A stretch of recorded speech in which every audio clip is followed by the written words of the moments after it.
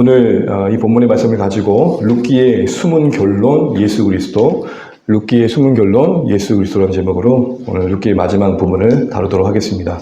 요즘 봄철 맞아서 그런지 신간의 도서들이 많이 쏟아지고 있더라고요. 그런 중에 책을 쭉 살펴보다가 돈의 심리학으로 유명했던 모건 하운젤이라는 분 들어보셨을 텐데 불면의 법칙이라는 책을 썼습니다. 물론 경제서적입니다.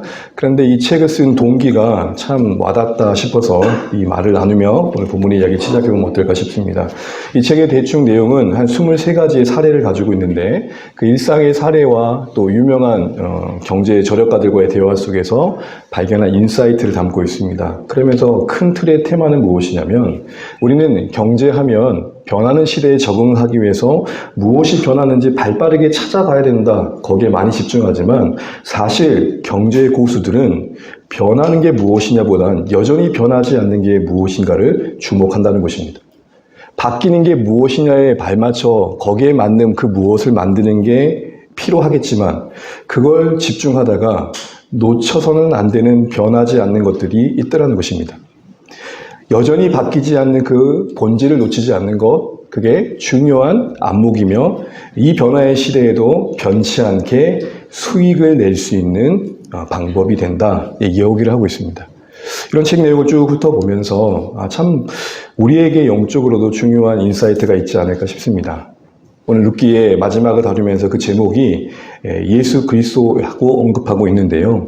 구약에 갑자기 뜬금없이 그 결론을 예수 그리스도라 한다라는 게 뻔해 보일지 모르지만 사실은 이 내용에 우리는 정말로 깊은 도전을 받게 되었으면 좋겠습니다. 그것은 변하지 않는 것, 그것을 여전히 붙들 수 있는 안목이 필요하다는 것입니다. 사실 우리의 불안감은 여전히 무언가 변하는 그곳에서 거기에 발맞춰 가야 된다. 때로는 그것에 뒤처지는 것에 대한 그런 현실이 때로는 우리에게 불안감을 더할 때가 있죠. 필요한 자세일 수 있으나 신자로서 우리는 여전히 이 변화무쌍한 시대 속에서 변하지 않는 그거 한 가지, 그걸 붙드는 게 참 중요하겠다 싶습니다. 오늘 우리가 읽은 본문은 이렇게 시작하고 있습니다. 지난주에 살펴봤던 내용에 이어서 이제 기업 물을 책임을 다하겠다라는 보아스의 선언 뒤에 이를 기뻐하고 함께 축하해주는 백성과 장로들의 모습이 표현되어 있습니다. 그들의 축복의 내용을 통해서 주시는 교훈을 한번 생각해 보고 싶은데요. 11절 12절 말씀 한번 쭉 한번 함께 읽어보면 좋겠습니다. 시작. 여호와께서 내 집에 들어가는 여인으로 네가 에브랄에서 유력하고 베들레헴에서 유명하게 하시기를 원하며 여호와께서 이 젊은 여자로 말미암아 네게 상속자를 주사 내 집이 다말이 유다에게 나아준 베레스 집과 같게 하시기를 원하노라 하니라. 아멘. 사실 우리에게 딱히 이게 무슨 축복인가 라는 마음이 닿을 수 있겠지만 당시의 사람에게서는 참 엄청난 축복이 아닐 수 없습니다. 그리고 그것이 오늘 이 시대에 우리에게 주는 교훈을 한번 생각해 보고 싶은데요. 무엇보다도 보아스의 명성이 유명해지기를, 보아스의 명성을 기원하고 있죠. 베들레헴에서 유명해지기를 원한다. 사실은 보아스가 이미 베들레헴 안에서 유력자였고 잘 알려졌습니다. 그럼에도 불구하고 명성을 구하는 때 이 명성의 내용은 오늘 본문의 맥락에서는 그가 기업 물을 자의 책임을 다하겠다는 그 헌신이 모두에게 들려져 기감이 되면 좋겠다라는 마음이라는 것을 우리는 볼 수 있어야겠습니다. 한마디로 기업 물을 자라는 것이 율법에 이미 명시되어 있지만 실제적으로 그렇게 실천하는 사람은 찾기 어려웠다는 것입니다. 이미 그렇게 살기를 하나님께서 말씀하셨지만 그렇게 살아내는 사람을 찾기 어려운 이때에 보아스가 그 일에 실천자로서 정말 모든 사람들에게 기감이 되고 지표가 되면 좋겠다, 이 얘기를 하는 것이죠.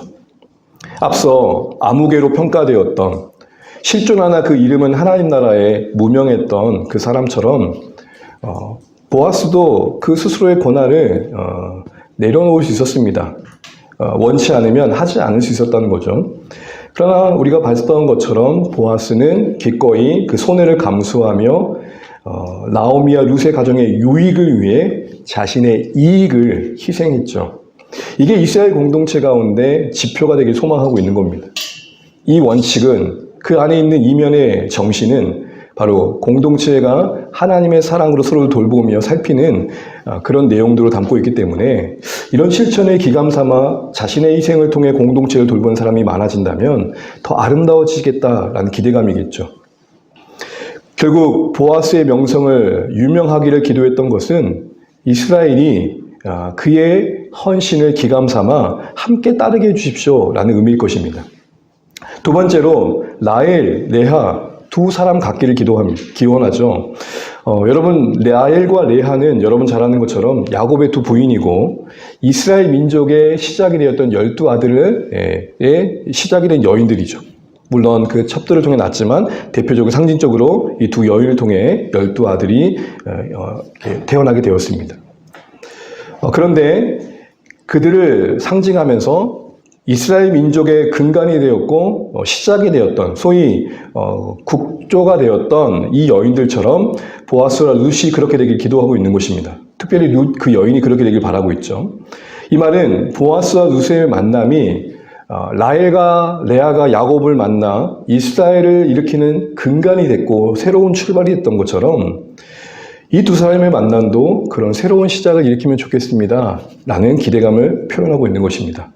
당시에 사사시대의 그 어두움과 흑암의 시대를 살았던 베들레헴 사람들에게도 새 시대를 향한 갈망이 왜 없었겠습니까? 우리나라의 역사 가운데 참 어려움을 겪었던 시대마다 새로운 시대를 꿈꾸는 갈망이 있었지 않습니까? 그게 독립운동을 만들었고 그게 이 시대를 지키는 여러 노력들을 만들어냈었죠. 베들레헴 사람들에게도 그 당시의 사사시대의 암흑을 깨트릴 새로운 무언가 계기가 마련되기를 기대했던 마음을 이 두 사람에게 담아냈던 것입니다. 마지막으로 베레스의 집과 같기를 기원했던 이 내용의 의미는 뭘까요? 여러분 이 베레스는 유다와 그의 며느리였던 다말 사이에 낳은 자녀입니다. 이 이야기는 창세기 38장에 나오는데 시간이 제한되어 다 설명드릴 수 없지만 요지를 말하자면 유다가 그 당시의 영적 상태가 바닥이었던 것 같습니다. 그 두 아들이 죽고 나고 그의 삶은 여러 가지로 무너져 있는 그때에 기업 물을 자의 책임을 다할 형제를 기다리고 있던 다말은 계속 기다리다가 결국에는 수치를 각오할 마음으로 자신을 창기로 꾸미고 유다를 만나게 되죠. 그 가정 속에 이제 베레스가 태어나게 된 겁니다. 이것 때문에 이 다말은 오명을 뒤집어 쓰이는 경우가 많습니다. 남편, 해서는 안 된 일을 한 여인으로 말이죠. 그러나 맥락을 읽어보면, 그리고 38장의 결론은 누가 옳으냐 할 때 결국은 유다가 자신의 잘못을 인정하고, 그리고 다말의 그 행위를 옳다 인정해 줍니다. 하나님 뜻에 합당했다고 보는 것이죠. 왜 그랬습니까? 끊어질만 했던 그 언양의 족보가 하나님께서는 유다 자손을 통해 이어가실 그 족보와 자녀의 이어짐이 있어야 되는데 그거를 책임을 다하는 다말의 자세로 그 결단으로 이어지게 되었다는 겁니다. 그러니 베레스의 집과 같게 해주십시오라는 말은 끝날 뻔했다가 이어지게 했던 사람처럼 계속해서 이 가문이 아름다운 시작을 할 뿐만 아니라 그 새로운 시대를 열어가는 그 출발이 아름답게 계속되게 해주십시오라는 내용인 것입니다. 그래서 정리해보면 이 축복의 기원의 키워드는 세 가지입니다. 섬김과 희생이 첫 번째이며 두 번째는 일으키는 거고 세 번째는 이어가다라고 할 수 있을 것입니다. 구속의 관점에서 보면 여러분 이 룻기는 분명 우리에게 하나님 나라의 구원의 얘기를 보여준다라고 말씀을 이전에 한번 드린 적이 있습니다.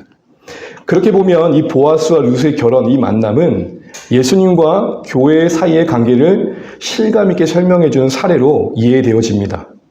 말씀드린 것처럼 보아스는 하늘 보아스로서 우리의 기업 물을 자, 우리의 인생을 되찾아 주실 우리 주 예수 그리스도를 미리 보여주시는 거고 그 보아스의 품과 날개 아래 거하는 룻은 예수님의 품 안에 거하는 교회를 의미하는 것입니다.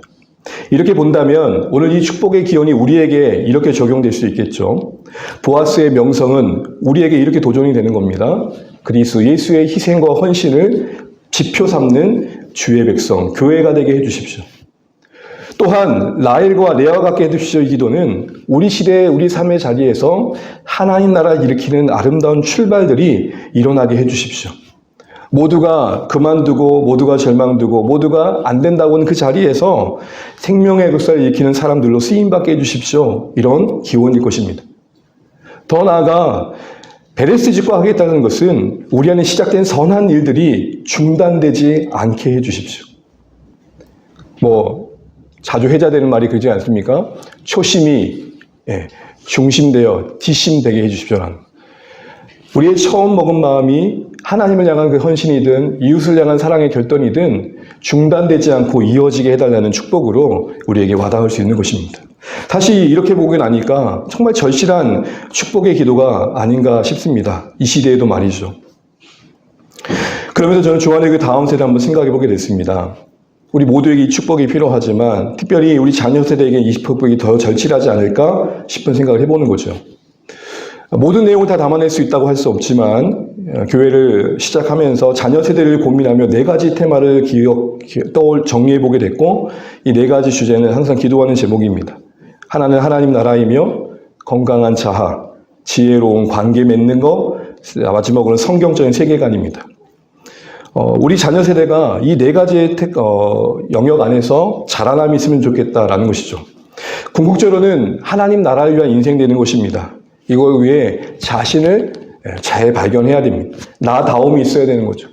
이 나다움이 나의 우월감이 아니라 소위 자뻑이 아니라 함께 할 수 있는 지혜로 나타나야 되고 성경적인 세계관으로 발현되고 구현돼야 되는 것이죠.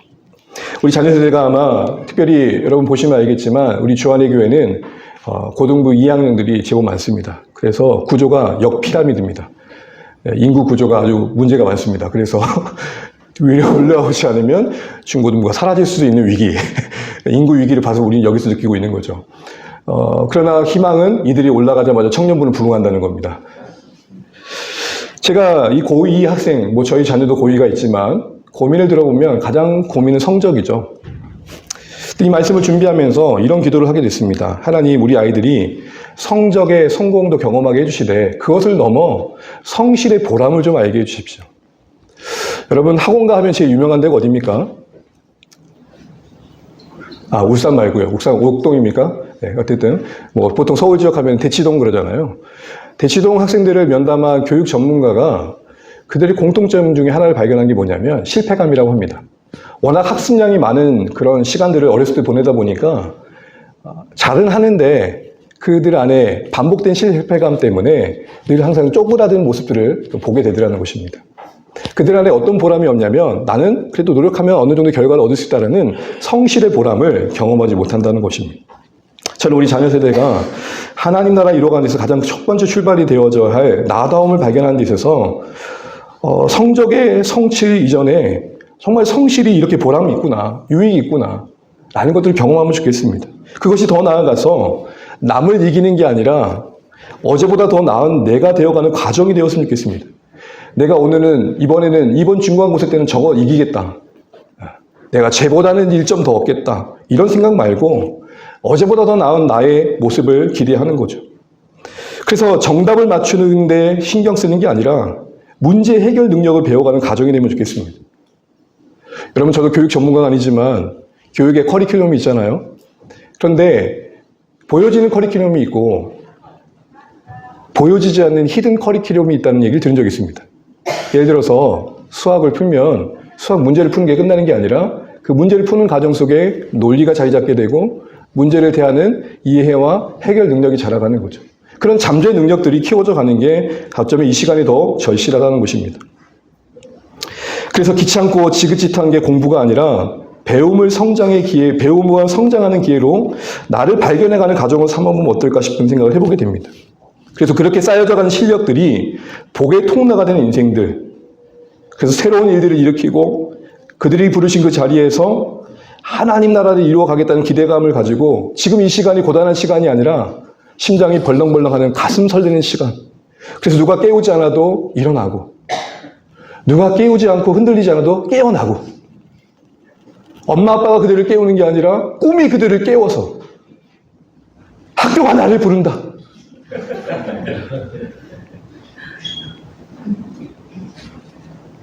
불가능한 일일까요? 사랑하는 고2 여러분, 여러분을 고2 모셔이기고 싶지만 그런 마음의 기도가 되었습니다.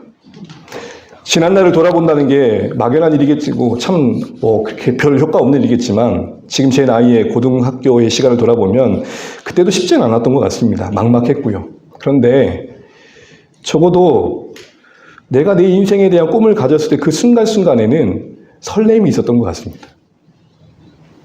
사랑하는 주 안에 가족 여러분, 그리고 사랑하는 자녀 세대 여러분, 우리에게 오늘 이 축복이 임하면 좋겠습니다. 주님이 보이신 그 희생과 헌신을 우리 삶의 지표로 삼으시면 좋겠습니다. 그리고 여러분의 삶의 자리가 어떠하든지 그곳에서 하나님이 꿈꾸게 하신 것들이 있어서 그 꿈으로 그 삶의 자리를 일으키는, 그리고 하나님께서 우리에게 시작하신 선한 일들을 이어갈 수 있는 성실함이 우리 가운데 자리매김 하면 좋겠습니다. 특별히 우리 자녀 세대 가운데 지금 이 공부의 시간들이 지긋지긋한 무거운 짐이 아니라 내 인생을 준비시켜가고 나에겐 또 다른 기회이며, 그러기에 내가 잘 준비되어지고 나다움을 발견해서 하나님 나라를 섬길 중요한 과정으로 내가 이 시간을 허락받았다는 생각 속에서 조금은 설레는 시간들이 되면 좋겠습니다. 성적에 매이지 마시고 성적의 성공을 넘어 성실의 유익을 좀 더 배워가면 좋겠습니다. 그래서 여러분의 생애 속에서 일으키시고 이어가게 하시는 축복이 임하기를 간절히 바랍니다. 이런 마음으로 자녀세대 기도하면서 이어지는 본문의 내용을 보니까 어쩌면 일으키고 이어가는, 그리고 그 섬김과 희생을 쫓는 삶이 어떠한 모습인지 오늘 이어지는 이 결혼의 모습에서 확인되어진 것을 보게 되었습니다. 13절부터 17절을 보시게 되면 이제 보아스와 룻의 결혼의 결실이 이루어지고 그로 인해 낳은 아들이 소개됩니다. 그런데 여러분, 특이한 점은 당사자인 보아스와 룻은 어떠했다는 내용은 전혀 안 나옵니다. 이 일로 인해서 두 사람의 결혼을 해서 그래서 낳은 아들로 인해서 정작 보아스와 룻은 기뻐하는 모습이 없습니다. 실망해서 그랬을까요? 오벳이 못생겼을까요? 전혀 그런 말은 안 나오고 되려 기뻐하는 건 동네 사람이고, 그리고 그 아이가 룻의 품에 있지 않고 나오미의 품에 있다는 걸 오늘 성경이 부각시키고 있다는 것이 특이한 점입니다. 14절 16절 말씀 같이 한번 읽어보도록 하겠습니다. 시작. 여인들이 나오미에게 이르되 찬송할지어다. 여호와께서 오늘 내게 기업 물을 자가 없게 하지 아니하셨도다. 이 아이의 이름이 이스라엘 중에 유명하게 되기를 원하노라. 이는 내 생명의 회복자이며 내 노년의 봉양자라. 나오미가 아기를 받아 품에 품고 그의 양육자가 되니. 아멘. 첫 번째 보시면 지금 룻의 아이인데 누구 품에 있습니까? 너무 희한하지 않습니까? 물론 잠시 맡겼다고 보겠지만 지금 그런 분위기가 아닙니다. 룻이 양육자라고도 선언되고 있거든요. 그럼 지금 룻에게 전달된 겁니다. 물론 기업 물을 자로서 책임을 다한 보아스의 자녀이기에 입양되어진 모습으로도 해석될 수 있지만 전체 구조에서 보면 이것이 시사하는 바가 무엇일까요? 우리는 품에 안긴 아이의 나오미 품에 안긴 아이를 생각할 때 이 의미를 보기 위해선 1장의 나오미를 떠올릴 필요가 있습니다. 1장의 나오미는 어떤 인생이었습니까? 한마디로 빈손이었죠. 텅 빈 나오미였습니다. 근데 그것이 오늘 이 여인에서는 그 빈 가슴에 오벳이 안겨짐으로 표현되고 있습니다. 뭘 말할까요? 텅 비었던 나오미의 인생이 다시 채워져 풍성함을 되찾았음을 보여주는 겁니다. 모압 땅에서 10년의 모진 생활을 보내고 어렵게 베들레헴에 돌아왔을 때에 그것도 쉽지 않았죠. 그런데 그때에도 이렇게 될 줄을 누가 꿈에라도 생각했겠냐는 거예요.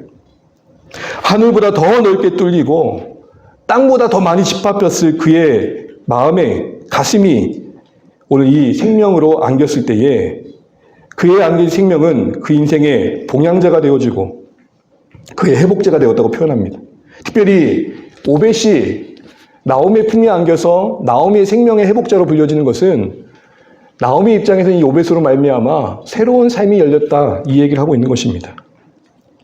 그리고 두 번째로 이런 나오미의 회복된 모습을 보면서 이웃 여인들이 이렇게 함께 기뻐합니다. 하나님을 찬양하면서 나오미에게 이 일이 얼마나 귀한 일인지를 언급하고 있습니다. 같은 기대감으로 자신들에도 이런 일이 있기를 바라는 마음처럼 간절히 하나님을 찬양하고 있습니다. 여러분 보십시오. 이 보아스와 룻의 결혼, 그리고 그 결실의 상징인 오벳이 그들의 자랑이 되지 않고 있습니다. 보십시오. 우리 오벳 이렇게 이쁘죠? 보세요. 오벳, 정말 귀하죠? 하나님 우리에게 이렇게 아들까지 주셨어요. 그런 자랑이 되고 있지 않습니다.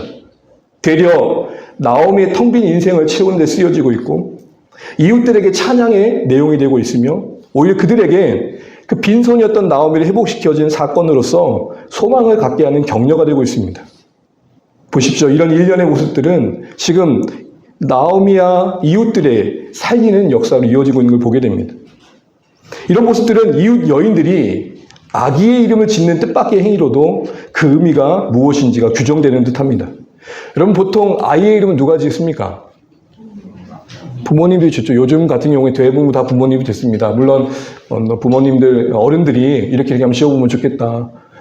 저희 이제 하준이도 처음에 저희 아버님이 한 9개인가 10개인가를 적어서 이렇게 한번 해보려고 했지만 뭐 경각한 개수를 생각이 안 나고 하여튼 많은 걸 줬지만 결국 저희에게 또 맡기시는. 요즘은 다 그렇게 맡기시죠. 여러분 한번 생각해 보십시오. 이 본문에서는 그런데 이웃 여인들이 지금 보아스와 루스의 아이의 이름을 지어버립니다.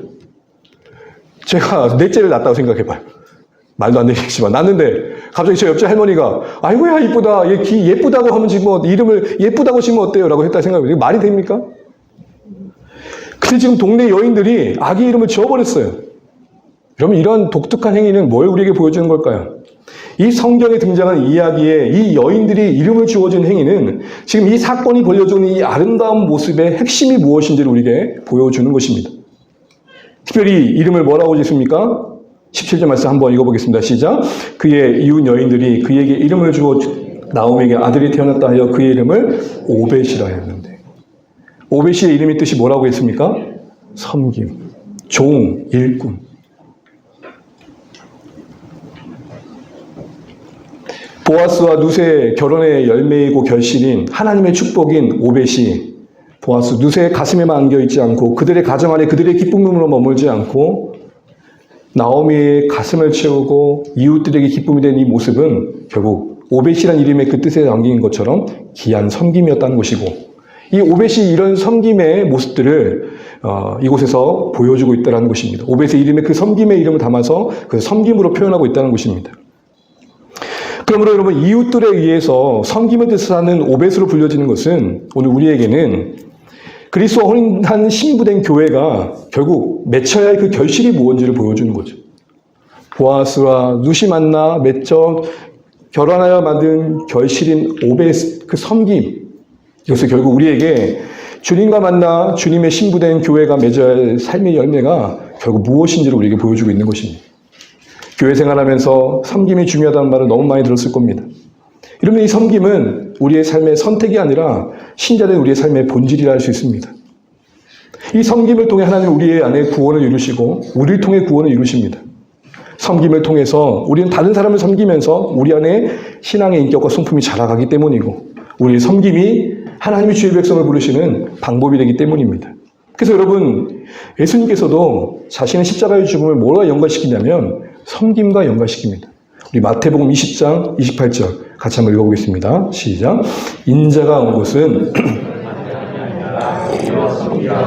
자기 목숨을 많은 사람의 대속물로 주려 함이라. 아멘. 여러분 보세요. 섬김 그리고 예수님이 자신을 내어주신 십자가의 죽으심의 대속을 섬김 그 구원의 사건을 뭐로 연결시켰습니까? 섬김으로 관련시키고 있습니다. 이 말은 우리에게 무엇을 도전하는 겁니까? 이 땅에서 변함없는 원리 중에 하나는 섬김을 통해서 하나님의 구원이 이루어져 간다라는 것입니다. 이 말씀을 어느 분은 이렇게 설명하는 경우를 봤습니다.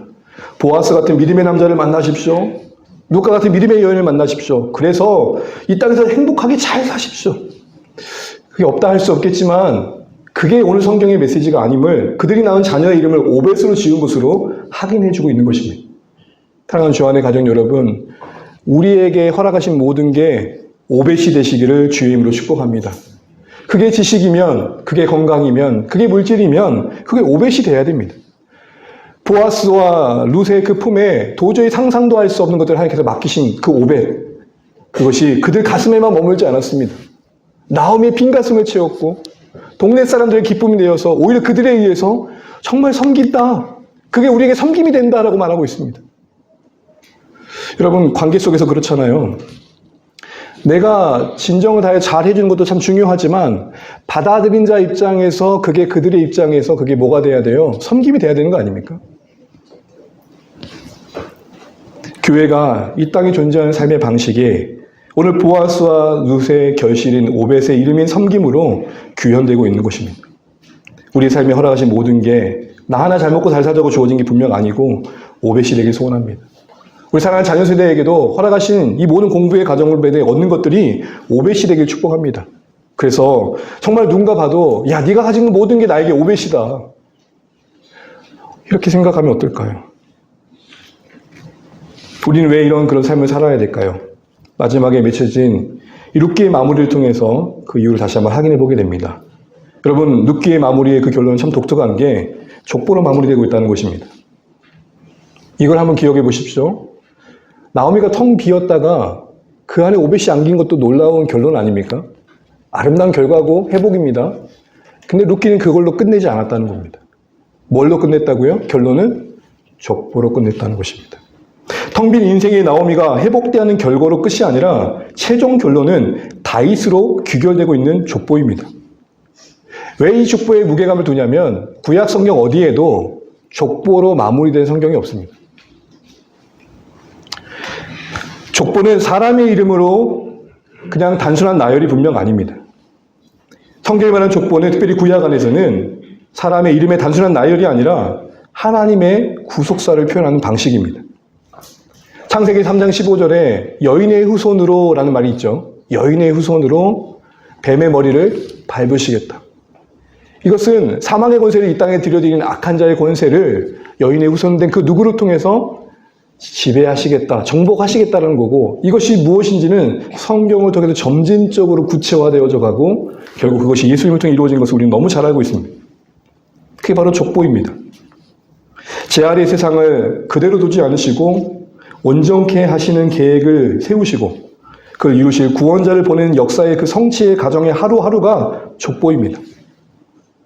그러므로 우리는 족보를 보면서 그 구원의 일을 주관해 가시는 하나님의 열심을 보게 됩니다. 왜냐하면 성경에는 족보가 꼬일 뻔한 경우가 있고 족보가 끊어질 뻔한 경우가 있거든요. 그때마다 하나님이 뭐 하시죠? 개입하시죠. 족보가 끊어질 뻔하고 족보가 꼬일 때마다 개입하신 이 하나님의 일하시면 뭘 말할까요? 하나님이 구원의 이 역사를 주관해 가신다는 겁니다. 흐트러지지 않도록. 그러면서 이런 생각이 들었어요. 만약 룻이 이전에 남편했던 말론을 통해서 아이를 낳았다면 아마 오늘 보아스와의 만남 속에서 이 아이는 새로운 의미가 될 것입니다. 그러게 여러분, 이 족보가 갖는 그런 무게감을 생각해 본다면 이 룻기의 이야기의 족보가 되어진 것은 이 룻기에 담고 있는 이런 여러 이야기들의 해석의 방향들이 그걸로 전부가 아니라는 것을 우리에게 보여주는 겁니다. 앞서 말씀드린 것처럼, 시작 때 말씀드린 것처럼 룻기는 효녀 심청전처럼 룻기의 효성을 강조하기도 합니다. 룻의 효성을. 보아스와 룻의 만남을 통해 연애 이야기로도 해석이 됩니다. 또한 엄청난 어려움을 잘 딛고 일어난 반전의 역사를 쓴 인생 역장 드라마로 소개되기도 합니다. 그러나 그런 휴먼 드라마가 아니라 족보가 더해짐으로써 이 이야기는 구원의 이야기다. 지금 이렇게 정의하고 규정하고 있는 것입니다. 다르게 볼 게 아니라 이 안에 담긴 이 놀라운 회복은 하나님께서 하시고자 하는 구원과 연관시켜 이해되어야 된다. 그렇게 말하고 있는 것입니다. 그걸 전제하고 보게 되면 두 가지 종류의 족보가 나오는데요. 17절 하반절을 보시게 되면은 함께 읽어볼까요? 시작. 오벳이라 하였는데 그는 다윗의 아버지인 이새의 아버지였더라. 오벳과 다윗, 별로 떨어지지 않은 그 두 사람을 묶어내고 있습니다. 오벳, 이새, 다윗. 좁은 범위의 족보를 보여주고 있죠. 오벳과 다윗을 연결 짓고 있는 겁니다. 오벳 이후에 태어난 다윗을 말입니다. 다윗의 조상에 오벳이 있음을 말하고 있는 거죠. 이것은 나오미와 보아스와 룻의 이 가정에 일어난 이 회복의 이야기가 요거 다윗 이 왕과 관련되어 있음을 보여주는 거겠죠. 그 내용은 뭐겠습니까? 여러분 말씀드린 것처럼 룻기는 사사시대 이야기입니다. 사사시대는 어둠의 이야기입니다. 흑암의 이야기입니다. 정말로 안타까운 일들이 너무 많이 일어난 정말로 이스라엘 역사에서는 진짜 어둠의 시간들이었습니다. 근데 그 혼돈을 끝내고 하나님께서는 다윗 왕을 준비하셔서 이스라엘 민족 국가로 만드신 일들을 하시죠. 그 일에 지금 오벳이 중요한 연결고리를 하고 있다. 그 얘기를 하고 있는 거예요. 그래서 여러분, 이 좁은 족보가 우리에게 와닿을 때 키워드는 한번 따라해 주시겠어요? 다시 한번 시작. 연결. 우리의 인생이 하나님 나라의 이야기와 연결되어야 한다는 게 이 족보의 이야기입니다. 단순히 나오미와 룻과 보아스가 어려움을 잘 극복했다가 아니라 그 이야기가 다윗 왕을 준비했듯이 다윗 왕의 이스라엘 역사에 연결되었듯이 우리의 인생의 이야기도 하나님 나라와 연결되어야 되는 것입니다.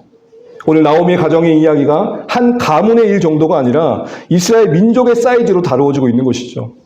여러분 그렇습니다.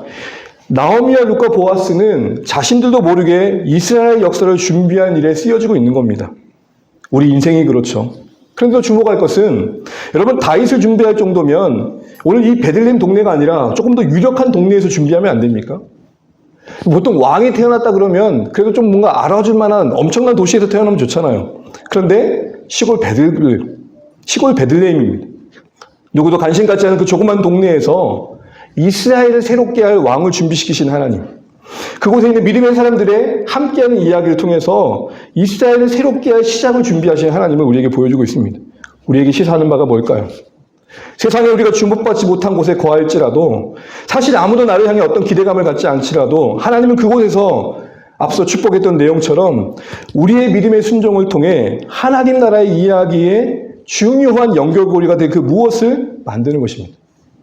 간혹 어떤 목사님들의 설교 내용과 간증을 듣다 보면은 등장하는 인물 중에 한 분이 누구냐면 주일학교 교사입니다. 아무도 그분의 이름을 모릅니다. 아무도 그분이 무엇을 한지도 모릅니다. 근데 그분 인생의 어린 시절에 보듬어줬던 그 주일학교 교사 선생님의 품이 오늘의 자신을 만들었다고 단언컨대 이야기하는 모습을 보십시오. 그 주일학교 섬겼던 선생님은 그 아이가 그렇게 될 것을 알았을까요? 제가 이 주일학교 아이들을 품어주면서 너는 앞으로 대통령이 되려니까 내가 더 잘해줘야지. 너는 앞으로 유명한 아이가 될 거니까 잘해줘야지. 그렇게 할까요? 아무도 모르는 일이잖아요. 무슨 말할까요? 여러분 우리가 오늘 이곳이 우리가 살아가는 곳이 정말 평범하고 무명한 삶의 자리이지만 하나님의 구원의 이야기와 연결될 수 있는 현장이 될 수 있다는 안목으로 바라보실 수 있기를 주의 이름으로 축복합니다. 여러분이 붙들어졌던 그 한 사람, 여러분이 관심 가졌던 그 한 사람, 그 사람이 여러분 삶 가운데 하나님의 구원의 이야기를 이루는 쓰여지는 또 다른 사람이 될지는 누가 알겠습니까? 여러분 간혹 제가 이야기했던 한 이야기 같지 않습니까? 건 교회의 수련회 기간 동안 주제가 샬롬이었습니다. 강사 목사님이 누구를 만나든 샬롬을 선언하고 있습니다. 근데 우연컨대 어떤 분이 이 일을 계속 하시고 눈이 맞을 때마다 샬롬 그런 거예요. 평안을 빕니다. 또 어떤 분이 그 인사를 받았는데 그분이 누구였냐? 회사 일이 부도가 나가지고 죽을까 생각하고 있던 사람. 주변에서도 왜 그랬냐고 찐빠만 주지 그 누구도 격려하지 않은 사람이 있어요. 아이고 죽을 놈 하고 있는데 나를 모르는 그 어떤 사람이 나에게 살롬 아직도 와닿지 않으십니까? 살롬 그게 평안으로 와닿는 게 아니라 난 죽을 놈이 아니라 살롬이구나. 사랑하는 주안의 가족 여러분, 우리의 평범하고 무명한 삶의 자리가 어떻게 쓰여질지 모르지만 중요한 것은 하나님의 나라 이야기와 연결되는 삶이 되시기를 주의 이름으로 축복합니다. 두 번째로 족보의 내용을 보게 되면 조금 넓은 범위의 족보입니다. 갑자기 베레스의 계보가 등장합니다. 이것은 유다 지파의 족보인데요. 유다의 자녀가 베레스잖아요. 베레스로 시작되어 다윗으로 이어지는 족보가 나옵니다. 이 시간이 무려 1000년 가까이가 됩니다. 갑자기 바로 다음의 자녀 그 관계의 그 좁은 범위에서 역사가 들어오고 있습니다. 왜 이렇게 확장되었을까요? 왜 갑자기 룻기의 이야기가 이런 확장된 이야기 한 자락에 차지하고 있을까요? 이 이야기를 이해하기 위해서 유다지파의 족보가 뭘 의미하는지 생각해 볼 필요가 있습니다. 여러분 유다지파의 계보를 성경이 주목하고 있고 룻기와 연결시킨 이유가 뭘까요? 유다는 야곱에게 어떤 축복을 받았냐면 창세기 49장 10절 볼까요? 세 번역으로 한번 화면을 보시고 설교를 들어보고 한번 읽어보겠습니다. 시작. 임금의 지휘봉이 유다를 떠나지 않고 통치자의 지휘봉이 자손 만대까지 이를 것이다. 권능으로 그 자리에 앉을 분이 오시면 만민이 그에게 순종할 것이다. 세 번역으로 보면 조금 더 이해가 쉬울 것 같아서 가져왔는데요. 내용은 뭡니까? 왕이 나올 건데 그 왕은 그냥 단순한 한 나라의 왕이 아니라 만민이 순종할 왕이다. 결국 유다 지파 가운데 메시아가 올 것을 말하고 있는 것입니다. 아브라함의 언약은 무엇이었습니까? 모든 열방이 너를 통해 복을 받는다는 거고 그것이 어느 후손을 통해 이루어질 건데 그 후손을 우리는 메시아라고 말하고 그 메시아가 유다 지파 가운데 나온다는 겁니다. 그래서 지금 유다 지파가 언급되고 있고 그런데 그 왕을 예비하는 족보가 룻기와 연결되고 있는 것입니다. 무슨 말이죠? 그럼 베들레헴의 이 이야기 속에서 궁극적으로 오실 왕이 예비되고 있음을 말하는 것입니다. 그래서 여러분 마태복음 1장 1절과 21절에서는 오늘 이 유다의 족보를 예수님과 연결시키고 있는 걸 보게 됩니다. 그렇다라고 말하고 있는 것이죠. 마태복음 1장 1절 많이 한번 읽어볼까요? 시작. 아브라함과 다윗의 자손 예수 그리스도의 계보라. 유다의 후손이 다윗에게서 성취를 보았던 것이 이제 다윗의 후손 옷이 예수님을 통해 완성된다는 게 성경에 일관된 큰 틀에서의 그림입니다. 아브라함의 언약이 다윗에게 성취된 그 궁극적인 완성은 예수님 통해 이루어진다는 겁니다. 그러므로 여러분, 텅 빈 나오미가 오벳을 안고 있는 것으로 이 해피엔딩으로 그냥 이 이야기의 결과를 끝내지 않고 유다 후손을 계보라는 그 넓은 역사 속에서 이 이야기를 확장해서 이야기하고 있는 건 뭘까요? 이스라엘을 뛰어넘어 오늘 이 룻기 이야기를 보라는 것입니다. 단순히 이스라엘 가운데 한 왕을 준비하여 새로운 역사를 일으킬 정도가 아니라 하나님은 이스라엘이 존재하기 이전부터 묵묵히 이스라엘로 예표되어지는 하나님 나라를 준비하고 계셨음을 보여주는 겁니다. 그 가운데 그 마침이 마지막 문장이 다윗 왕을 낳았더라 라고 되어 있는 것이죠. 결국 이 족보의 개념이 확장되어져서 룻기에 다루고 있는 이 회복의 이야기가 어떻게 헤아려져야 되는지를 우리에게 보여주고 있는 것입니다. 우선된 내용은 이 룻기 안에서 예수님이 오실 이야기가 준비되었다고도 볼 수 있겠지만 오늘 저는 조금 더 다른 관점에서 보고 싶습니다. 이런 그림을 한번 그려보시죠. 여러분 구글 통해서 지도를 보시게 되면은 줌인 하면은 되게 이 동네가 보입니다. 근데 줌아웃 하면 지구 전체가 보입니다. 그러니까 이 넓은 족보는 지구 전체를 보고 있는 겁니다. 그 좁은 동네에서 일어났던 이야기가 아닌 지구 전체에서의 이야기. 오늘 이 다윗 왕이 나왔더라고 이 긴 역사의 족보가 맞춰지면서 룻기를 매듭짓고 있는 게 그럼 우리에게 주는 교훈이 뭘까요? 오늘 이 시대를 넘어서 헤아리라는 것입니다. 우리가 이 땅에서 겪는 그 무엇보다 궁극적으로 다가올 그것을 통해 결론이 주어질 것들을 바라보라는 것입니다. 묵묵히 구원의 역사를 쏘가시는 하나님께서 룻기의 시대에도 이해했던 것처럼 지금 오늘 우리 시대도 일하는데 사실은 그 시대마다 주셨던 그 결과가 결론이 아니라 궁극적인 결론은 아직 오지 않았다는 겁니다. 더 쉽게 말해볼까요? 아직 진짜는 오지 않았다. 그러니까 설레발치지 말아라.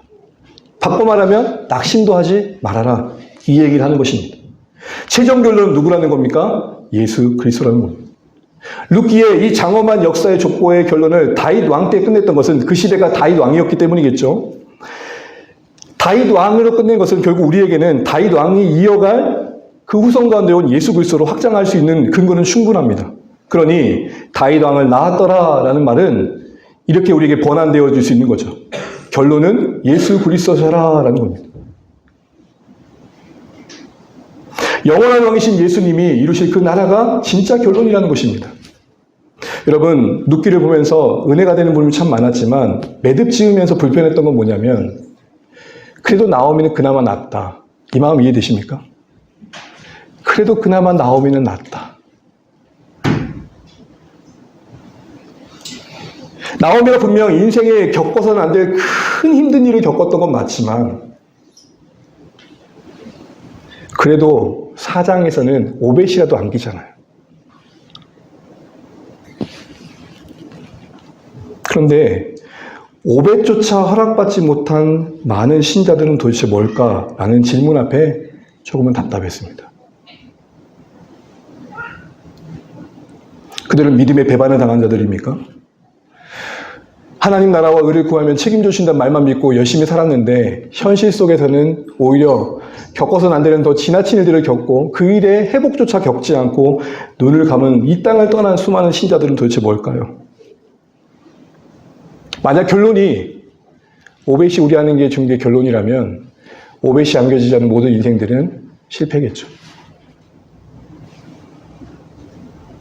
결국 오벳이 안겨준 것으로 룻기를 끝내지 않은 게 저는 감사했습니다. 이것도 참 기쁜 일이지만 진짜 우리의 결론이 될 예수 그리스도의 오신의 날의 기쁨에 비하면 아무것도 아니어라 지금 이 얘기하고 있는 겁니다. 이 말은 혹 혹여라도 하나님의 섭리 안에 우리 품에 오벳이 안겨지지 않는 일들을 기대감만큼이나 겪지 못한 현실의 절망감에 왜 나오면 사랑하시냐라고 반문할 수밖에 없는 상황에 던져줘도 그게 결과일 수는 있으나 결론이 아님을 잊지 말아라. 오벳이 안겼을 때 나오미가 얼마나 기뻤을까요? 그러나 그 기쁨도 하나의 결과일 뿐 궁극적으로 예수 그리스도의 오심을 통해 이루어질 결론에 비하면 세 발의 피다. 그러니 나오미 품에 남기는 오벳을 보지 말고 그 이야기를 통해 여전히 일하시는 하나님이 오벳조차 안기지 않은 내 인생 가운데도 일하고 계시는 거 놓치지 말아라. 이 땅의 선한 결과, 성공의 결과를 가진 이들도 결론은 예수 그리스도요. 이 땅에 오벳 같은 것도 전혀 안겨지지 않은 인생들도 결론은 예수 그리스도다. 사역에 성실함과 열심에 보상하시듯 수많은 성도들을 보내주시고 건축도 하고 남다른 이름을 날려 교회 안에 알려진 목사님도 계시지만 한 명 한 명이 절실한 그 농어촌 가운데서 부름받아 한 영혼 한 영혼의 천국길을 준비하고 품어준 그분, 결과적으로는 오벳 같은 것들이 남겨진 기쁨이 없지만 그분도 결론은 예수 그리스도라. 이걸 말하고 있다는 게 저는 너무 감사했습니다.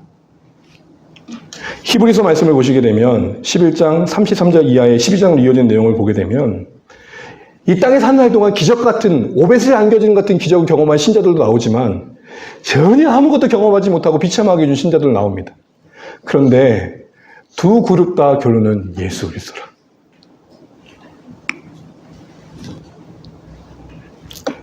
이 땅에서 아무리 놀라운 일을 경험했다 할지라도, 놀라운 승리를 경험했다 할지라도 예수 그리스도를 통해 이루실 궁극적인 승리와는 비교할 수 없다라고 얘기하고 있는 것이고, 이 땅에 아무런 승리를 경험하지 못했다 할지라도, 어떤 기적도조차 그들의 인생에 나타났지 할지라도 예수 그리스도를 통해 놀라운 보상을 받을 것을 말하고 있는 것이죠. 우리 이 말씀을 길지만 같이 한번 읽어보도록 하겠습니다. 시작.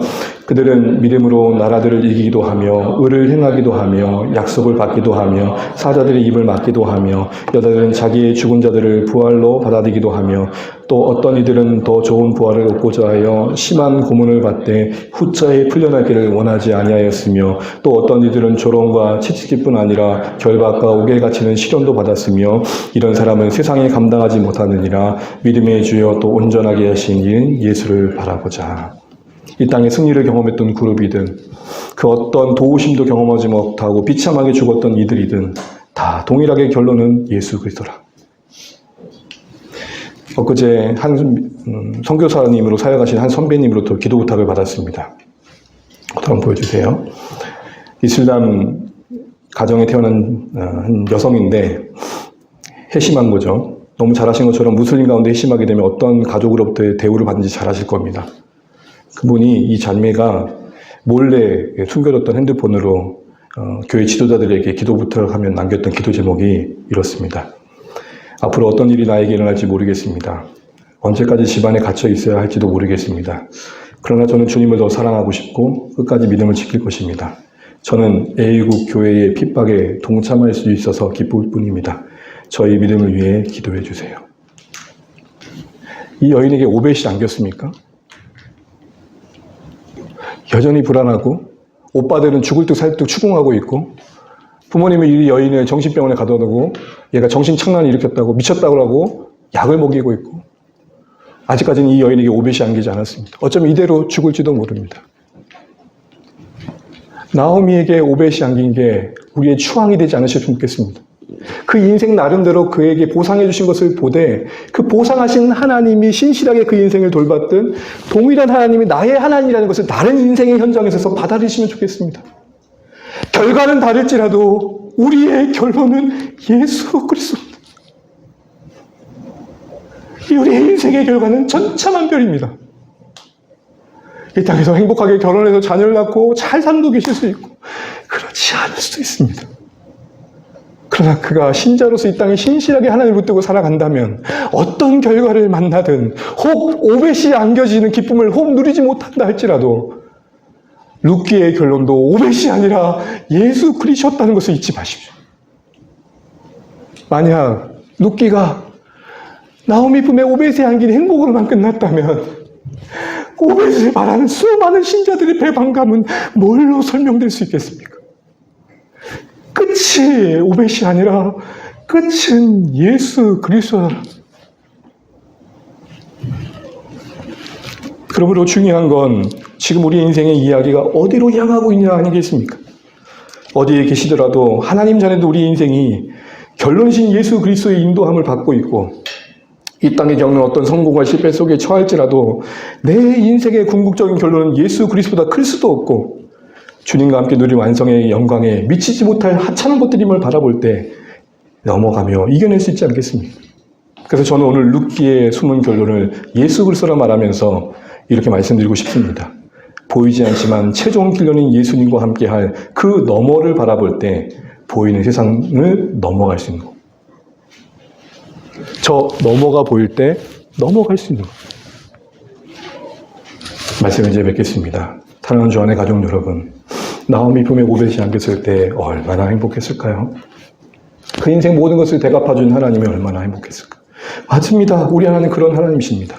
그 동일한 하나님이 때는 우리 인생에 다른 모습으로 찾아오실 때가 있습니다. 그러나 오벳이 안긴 나오미도 결론은 예수님이요. 그 예수님 앞에 면류관을 내어드릴 인생이며 예수님을 찬양할 인생이며 아무리 오벳을 안긴 행복을 누렸다 할지라도 아무리 인생의 대박을 경험했다 할지라도 예수님 앞에서 누릴 기쁨에 비하면 아무것도 아닌 인생이요. 또한 오벳이 안겨지지 못하는 현실을 겪고 있다 할지라도 우리 주 예수님께서 우리의 눈물을 닦아준 위로에 비하면 아무것도 아니요. 사랑하는 주 안의 가족 여러분, 우리의 인생이 앞으로 어떤 결과를 만나든지 그게 여러분의 자랑이 되시거나 뽐냄이 되지 않고 예수 그리스도 앞에 비하면 아무것도 아니어라. 결론이신 예수 그리스도 앞에 비하면 아무것도 아니어라. 말하실 수 있고 고백하실 수 있고 그렇게 격려하시며 함께 주의 나라에 가실 수 있는 우리 모두 되시기를 주의 이름으로 축복합니다. 너머를 보십시오. 그래야 넘을 수 있습니다. 룻기의 결론은 오벳이 아니라 예수 그리스도십니다. 우리 이거 놓치지 말고 우리 삶의 방향을 분명히 하며 우리에게 허락하신 인생을 살아낼 수 있는 주의 모든 가족 되시기를 주의 이름으로 축복합니다.